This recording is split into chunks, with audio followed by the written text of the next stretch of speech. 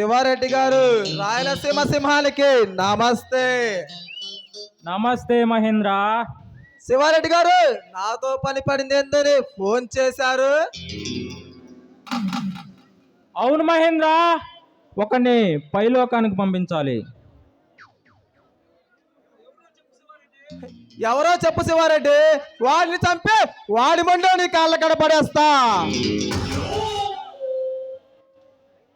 మహేంద్ర, రాజా అనే కుర్ర డాక్టర్ నాపై పోటీగా నిలబడుతున్నాడు. వాడు నాపై పోటీ చేసి గెలిస్తే నా పవరు, నా పలుకుబడి అన్నీ తగ్గిపోతాయి.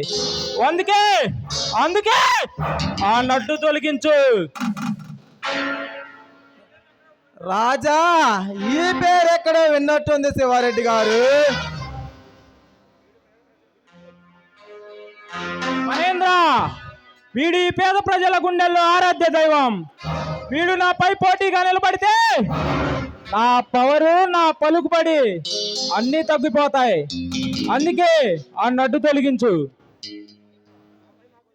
ఆ పని నాకు వదిలేసి నీ పనిలో నువ్వు ఉండు శివారెడ్డి. మహేంద్ర, త్వరలో వస్తున్న ఎలక్షన్స్ కి మీ కుర్రాళ్ళను పంపించి రిగ్గింగ్ చేయించు. దానికి ఎంత ఖర్చు అయినా నేను చూసుకుంటా.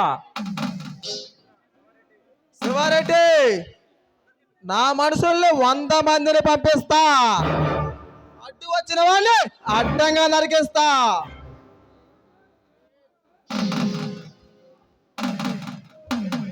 ఓకే మహేంద్ర, ఈ డీల్కి నేను సిద్ధం. శివారెడ్డి గారు, మీరు గెలిచి సీఎం అయితే నాకు హోమ్ మినిస్టర్ సరిపోతుంది.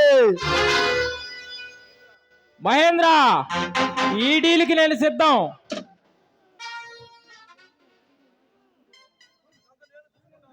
అదంతా నేను చూసుకుంటాను. నీ పనిలో నువ్వు ఉండు. మహేంద్ర, మరొక విషయం, నా పేరు మాత్రం బయటికి రానియొద్దు. అలాగే శివారెడ్డి, ఆడగాలి తగిలి చాలా రోజులయ్యింది.